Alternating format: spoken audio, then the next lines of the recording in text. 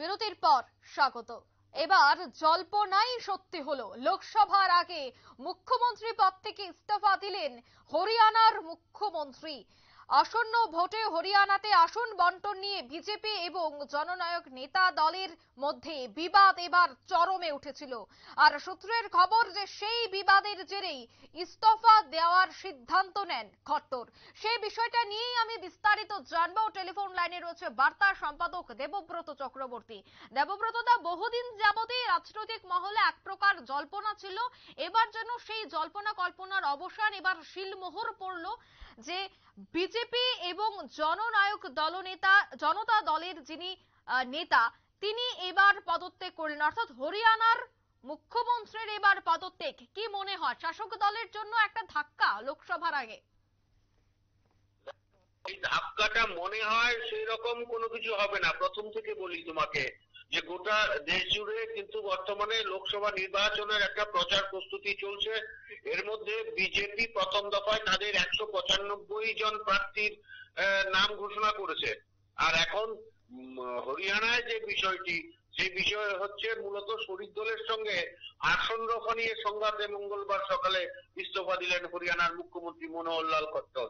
যে বিষয়টা উঠে এসেছে যে হরিয়ানার কিন্তু মূলত হরিয়ানার মোট 90টি আসনের মধ্যে বিজেপির আসন সংখ্যা রয়েছে, বিজেপির বিধায়ক রয়েছেন 40 জন। সুতরাং এই পরবর্তীতে আজকে সম্ভবত আবার মুখ্যমন্ত্রী হিসেবে শপথ নিতে পারেন মনোহর লাল খট্টর। কারণ বিজেপি নেতৃত্ব মনে করছেন যে তারা নির্দল যে বিধায়করা রয়েছেন তাদের সহায়তায় পুনরায় তারা এই আবার সরকার গড়বেন এবং সম্ভবত মনোহর লাল খট্টরই আবার মুখ্যমন্ত্রী হতে চলেছেন।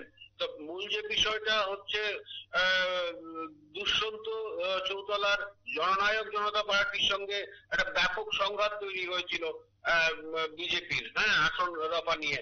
তো সুতরাং এই শরিকি বিবাদের জেরে কিন্তু এই তোমার সংঘাত শেষ পর্যন্ত একটা বড় আকার রূপ ধারণ করে।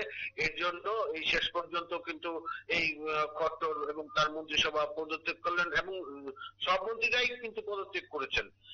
যে কারণে এখন একটা অবশ্যই রাজনৈতিক জটিলতা সৃষ্টি হয়েছে এই ক্ষেত্রে। তবে রাজনৈতিক বিশেষজ্ঞরা মনে করছেন এই জটিলতা বেশিক্ষণ একদিনের বেশিও যাবে না। গোটা দেশেই তো কার্যত একটা বর্তমানে একটা তোমার রাজনৈতিক বিভিন্ন তৎপরতা চলছে। ইতিমধ্যে কংগ্রেসের যে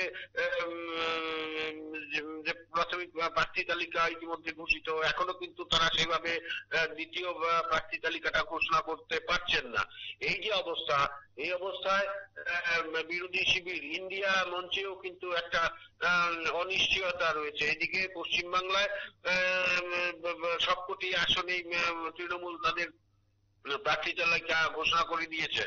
এই যে অবস্থা, এই অবস্থায় এটা পরিষ্কার যে লোকসভা নির্বাচনের আগে এখন প্রার্থী তালিকা ঘোষণা নিয়ে শাসক এবং বিরোধী উভয়ের মধ্যে কিন্তু একটা বিরোধ বিবাদ চলছে, একটা অস্থিরতা, একটা অনিশ্চয়তা চলছে। এই পরিস্থিতিতে এই মনোহর লাল খট্টরের পদত্যাগ মুখ্যমন্ত্রী হিসাবে, এবং আসলে তো ভেঙে গেছে কর্ণাটক সরকার তো ভেঙে গেল। তো সুতরাং এই ক্ষেত্রে এটা নিশ্চিত যে একটা বড়সড় ধাক্কা কিন্তু অবশ্যই শাসক দল খেলো। তবে দেখা যাক এটা কি হয় পরবর্তীতে। যদি আজকেই যদি এর একটা সমাধান সূত্র বেরিয়ে আসে, তবে এই যে এই প্রাথমিক ধাক্কাটা হয়তো বিজেপি সামলে নিতে পারবে। অঙ্কিতা, একদমই ধন্যবাদ দেবব্রত দা। ইতিমধ্যেই হরিয়ানা থেকে খবর যে হরিয়ানার যিনি মুখ্যমন্ত্রী তিনি এবার পদত্যাগ করছেন। শুধু তিনি নয়, সূত্রের খবর ওনার সাথে মন্ত্রিসভার সদস্যরাও ইতিমধ্যেই পদত্যাগ করবে বলে খবর। এখন দেখার বিষয় যে সেই জায়গায় বিজেপি কি করে, কেননা আজই উচ্চ পর্যায়ের বৈঠক করতে চলছে বিজেপি, এবং সেই বৈঠকে কি সিদ্ধান্ত হয়, কি বেরিয়ে আসে সেটাই দেখার। নিয়ে নিচ্ছে ছোট্ট একটি বিজ্ঞাপন বিরতির সঙ্গে থাকুন।